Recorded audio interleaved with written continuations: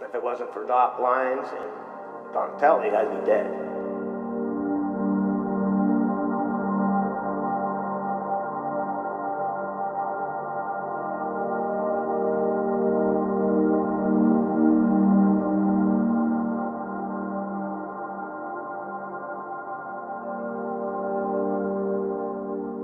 My name's Troy Mazer. I live in Warren, Ohio, and I was a carpenter. And first I started out landscaping, and I was a carpenter.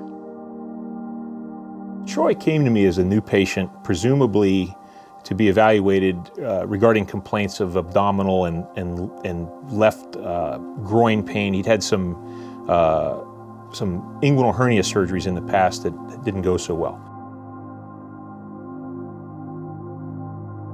When Troy walked into my office the first day, his morphine equivalent dose was 600 milligrams per day.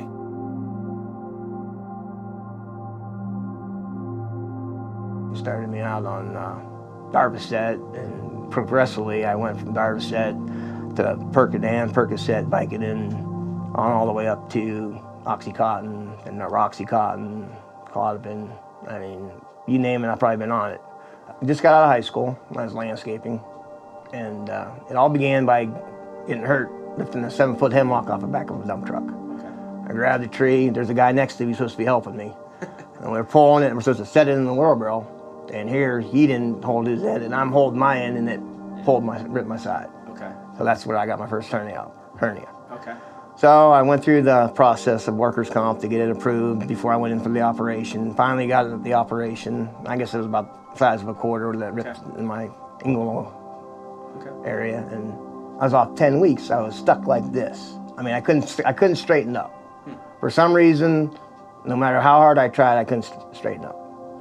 So after 10 weeks, doctor said to go back to work, so I did. And about 2 years later, another hernia. And I'm like, well, should that happen? Same location. I'm like, well, should that happen?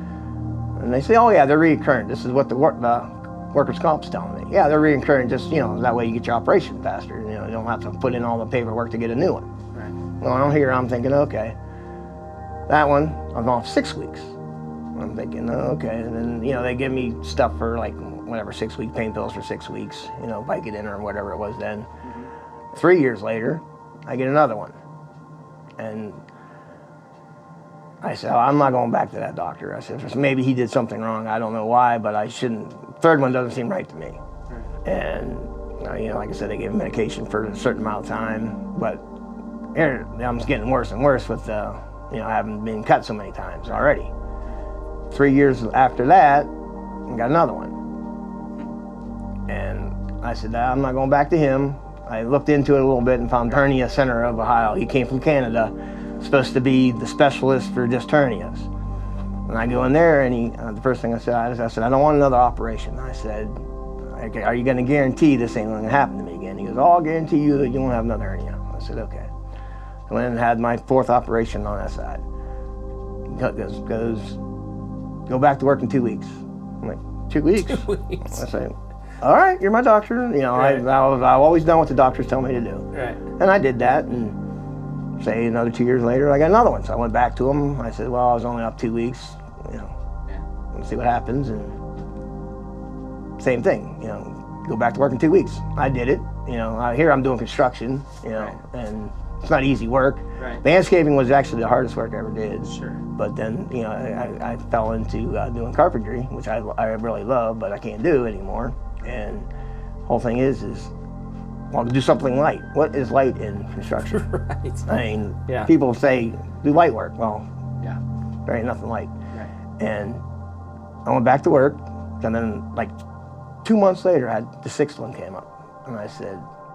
All in the same spot? Yeah. Well, it went from inguinal down to, it kept going lower and lower. Okay. So now it's down to a femoral. Okay. And they actually had to wrap my femoral artery in mesh. When I first got Troy in my care, we had done an assessment of him. He was obviously in a lot of pain at the time. He was taking an excessive amount of pain medication. He definitely needed to be in some type of pain management program, and I deal with many pain doctors. I'd made the referral to Dr. Donatelli's office, and Dr. Donatelli needed him to go through a drug detox program prior to even being considered for any type of pain management. I tell a lot of patients, and Troy's a good example of this. One of my frustrations is the public perception of chiropractors. We always get lumped into chiropractic treatment. Well, what is chiropractic treatment? Chiropractic's not a treatment, it's a profession. Spinal manipulation is a treatment. And ironically, I treated Troy for almost a year before I started adjusting his back.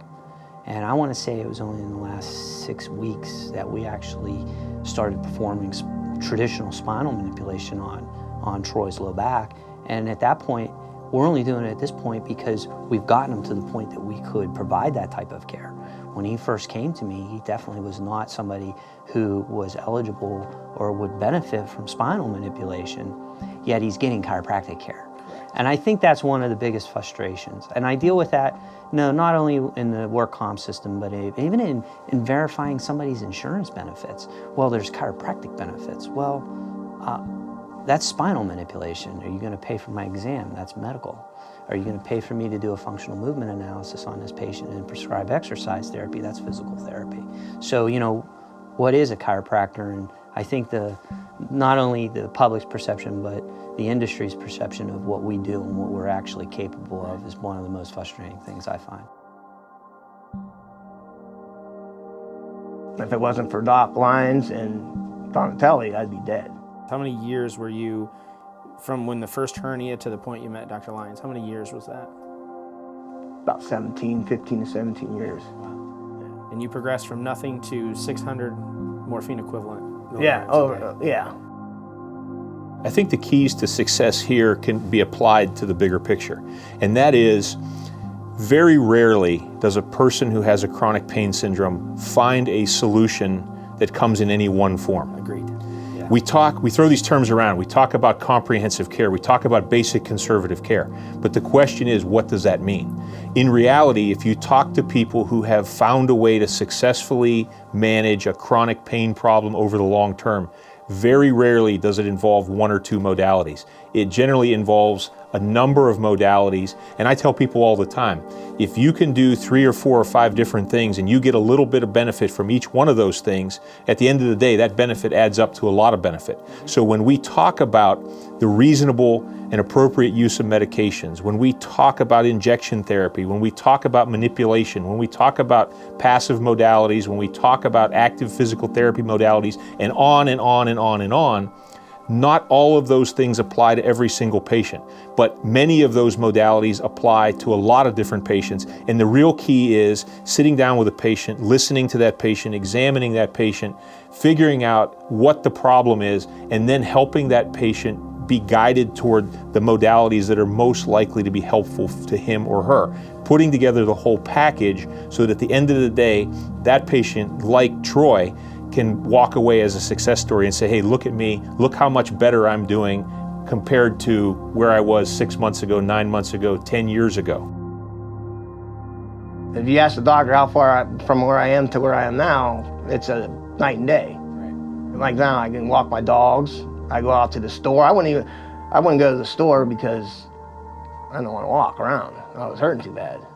At least now I know I'm gonna have pain the rest of my life. It's at a manageable level where I can go out and do things. I ain't running 5 miles or swimming or anything like that, but I'm not either, so we're in good shape.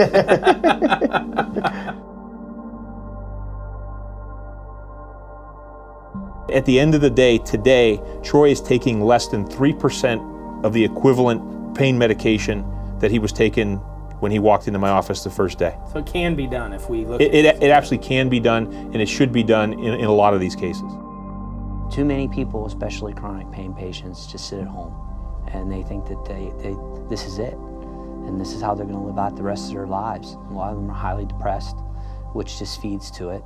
And if we could inspire somebody to find another physician, or it doesn't have to be a chiropractor, there's other physicians out there too, Maybe a chiropractic physician gives them maybe another option if they can't find somebody in their area that is willing to, accept them. Cases like Troy, though, I would stress that are going to need a doctor or somebody who's going to manage their case from many different perspectives. He's not a one-size-fits-all doctor. You have to have somebody who's willing to work within an integrated healthcare system, take a multidisciplinary approach to his case management. He's had chiropractic, physical therapy, massage therapy, pain management, you name it. So, it's all of it working together and having the right people to dictate that and manage his care that is going to be the most beneficial outcome.